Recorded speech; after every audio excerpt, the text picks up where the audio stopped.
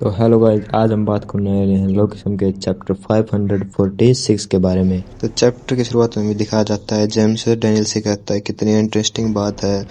मैंने नहीं सोचा था कि इतनी जल्दी तुम मेरे दुश्मन बन जाओगे, लेकिन क्या तुम्हें पता है तुम मेरे पंख बनने के लायक थे, लेकिन तुमने इसे चूज नहीं किया। तो कोशिश करो और सच के खिलाफ स्ट्रगल करो। तभी हमें दिखाया जाता है किंग ऑफ इंचन जो कहता है मेरे हाथ में बहुत ही दर्द है। जेम्स उसे कहता है कि जिंदा रंग के साथ डैनियल को भी पकड़ के लाओ। मुझे फर्क नहीं पड़ता कि तुम किस मेथड का यूज करने वाले हो, मेरे पास बस उन दोनों को पकड़ के ले आओ। अगर तुम ये कर पाते हो तो हम इंचियन के बारे में बात कर सकते हैं। ये बात सुनते ही वो बहुत ही खुश हो जाता है और कहता है रोजर दैट। तभी हमें डैनियल दिखाया जाता है। डैनियल कहता है कि जेंग्यूना जेम्स ली के साथ काम क्यों कर रहा है। इनकी बातें सुनकर तो ऐसा नहीं लगता कि एक साथ हैं। तभी हमें जिनरंग को दिखाया जाता है और वो कहता है कि तुम इससे बचने की कोशिश मत करो। तुम कह रहे हो कि तुम बुजान की साइड हो, लेकिन तुमने पहले ही मेरे साथियों के साथ झगड़ा किया और पंगा ले लिया है, और मैं उसे कभी नहीं छोड़ता जो ऐसा करता है। मैं उन्हें मार कर ही दम लेता हूँ और इसी तरह मैं अपने क्रू की रक्षा करता हूँ और उन्हें प्रोटेक्ट करता हूँ। जैकली कहता है कि बिल्कुल तुम उन्हें प्रोटेक्ट करना। तो जैकली कहता है लेकिन ये सब हमारी फाइट खत्म होने के बाद करना। हम किंग ऑफ इंचियन के साथ खेलने के बाद बुजान के किंग से भी खेलेंगे, तो चिंता मत करो, तुम्हारी बारी भी आएगी। और तभी जैगियन कहता है कि क्या सच में मेरे पास और कोई चॉइस नहीं है? क्या मुझे सच में सेकंड जनरेशन वालों से लड़ना पड़ेगा? तभी जैगियन कहता है कि माफ़ करना, लेकिन मेरे पास अपने रीज़न है तुम लोगों से लड़ने के लिए।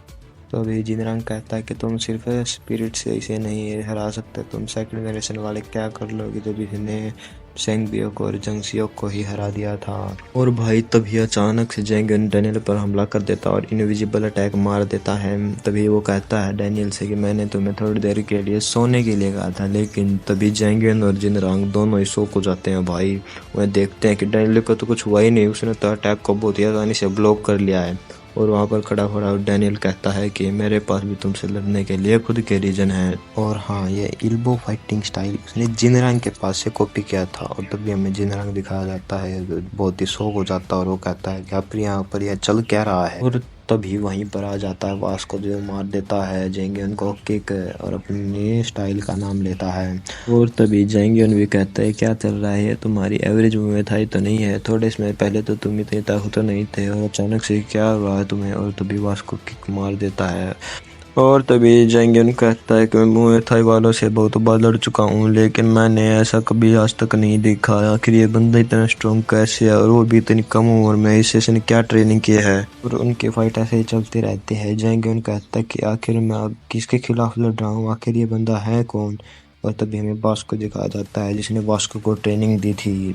तभी दिखाया जाता है कि वह सभी टेक्निक उसी बंदे की थी जो ने मुए थाई को मास्टर कर रखा था और उसने सभी चीज़ों को वास्को को सिखा दिया था। वास्को कहता है कि मैं आपको निराशा नहीं करूंगा मास्टर, मैं आपको जीत कर ही दिखाऊंगा।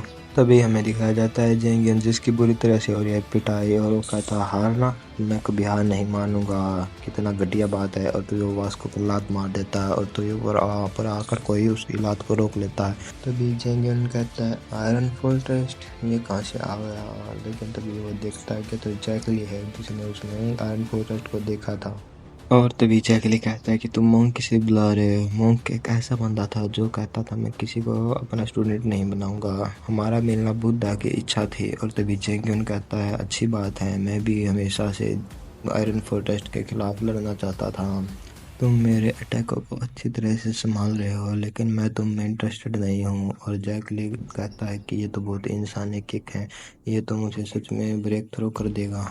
और तभी जेंगियन पहुंच जाता है डैनियल के पास और उसे मारता है एक जबरदस्त किक पे और कहता है चलो अब एक तो गया। लेकिन तभी जेंगियन हो जाता है शौक और वो देखता है कि डैनियल तो बिल्कुल वैसे की वैसा खड़ा है। और डैनियल हंसते हुए कहता है दोबारा गेम। और तभी सीन चेंज होता है और हमें दिखाया जाता है गन जो जेल में बैठकर अपनी किताबें पढ़ रहा है। और अब डैनियल गन कॉपी करने वाला है, जो भी गन ने डैनियल को सिखाया था उसका यूज करने वाला है।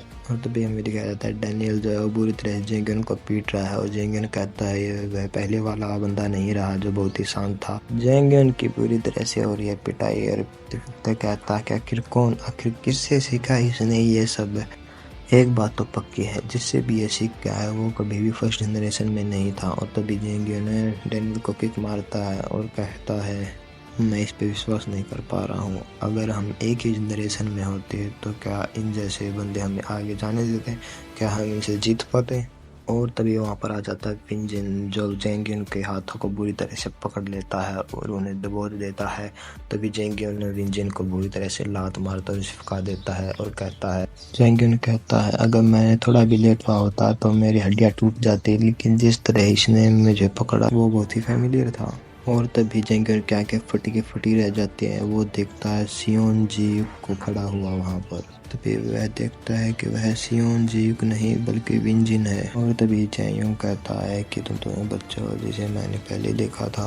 और तभी विंजिन उसकी हड्डियाँ पकड़ लेता है और उसे देता है पटक। और ये सब देखकर जिनरांग भी बहुत शौक हो जाता है, कहता है ये सब क्या हो रहा है। और जिनरांग कहता है जेंगिन तो हार रहा है। और तभी दिखाते हैं कि वास्को जेंगिन को बुरी तरह से पीट रहा है और साथ में जैकली भी उसकी धो रहा है बुरी तरह से। और जिनरांग कहता है ये कोई मामूली सेकंड जनरेशन के लोग नहीं है, इनके पास राइट है, इन बच्चों के पास पूरा अधिकार है। अगर हम आम शब्द में कहें तो जिनरांग मान चुका है कि अलाइड बहुत ही ताकतवर है, इनमें कुछ तो बात है, क्योंकि इन्होंने जेंगियन किंग ऑफ इंचियन को भी पीट कर भरता बना डाला है। और तभी डैनियल कहता है मैं जानना चाहता हूँ अब तुम हम में से किसे वापस ले जाना चाहते हो। और वो कहता है कि जेम्स अगर तुम हमें वापस ले जाना चाहते हो तो तुम्हें मेरे पास आकर मुझे खुद वहाँ पर ले जाना पड़ेगा। फर्स्ट जनरेशन लेजेंड, तुम्हें हमारे पास खुद आकर हमें ले जाना होगा। और तभी सीन चेंज करके हमें बुजान की मार्केट दिखाई जाती है, जहाँ पर दो लोग भाग रहे हैं और कह रहे हैं जल्दी चलो जल्दी, हमें जल्दी से वहाँ पहुँच कर जिनरांग भाई की मदद करनी होगी। तभी उनमें से एक बंदा कहता है जेंगियन भी वही है और हमें उसे हराना होगा। दूसरा बंदा कहता है मुझे पता है, मैं बहुत ही खुश हूँ जब तक मैं जिनरांग भाई की मदद कर सकूंगा। और तभी पीछे से आवाज आती है रुक जाओ। तभी जिनरांग गैंग मेंबर पूछते हैं कि तुम कौन हो। और तभी हमें एक बंदा दिखाया जाता है जो हाथ में डायरी लेकर आ रहा है। लगता है मैं सही था, अच्छा हुआ मैंने फर्स्ट जनरेशन की सभी जानकारी निकाल ली थी। और तभी वो कहता है कि आजकल मैं अच्छे मूड में नहीं हूँ, तो सिर्फ मेरे सवालों का उत्तर देना और मुझे बताओ कि जिनरांग कहाँ है। और तभी हमें दिखाया जाता है कि ये बंदा और कोई नहीं बल्कि गो किम था। और तभी उनमें से एक बंदा कहता है जिनरांग, तुम जिनरांग को क्यों ढूंढ रहे हो, और कहीं तुम भी जेम्स ली के कुत्ते तो नहीं जो यहाँ पर हमसे लड़ने के लिए आए हो। और तभी गो किम है। तभी गो किम कहता है तुमने सुना ना, मुझे लगता है ये जिनरांग को जानते हैं कि वो कहाँ है, लेकिन क्या ये सब ठीक होगा क्योंकि तुमने सब जेम्स ली से बिना पूछे किया है। क्या जेम्स ली तुम्हें सजा नहीं देगा इसके लिए?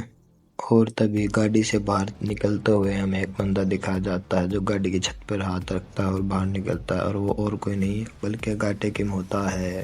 तभी जिनरांग कहता है गो किम, मुझे किसी घंटा फर्क नहीं पड़ता है, मुझे नहीं पता कि जेम्स ली क्या सोचता है, मैं सिर्फ यहाँ जिनरांग को ढूंढने आया हूँ। तभी जिनरांग उन दोनों बंदे से कहता है दोस्तों मैं तुमसे एक बार और पूछता हूँ, मुझे बताओ कि वो कहाँ है कैप्टन का स्टूडेंट। और यहीं पर होता है चैप्टर ख़त्म। तो अगर आपको ऐसी और वीडियो चाहिए तो कमेंट ज़रूर करना। तब तक के लिए मेरा गुड बाय और मिलते हैं नेक्स्ट वीडियो में।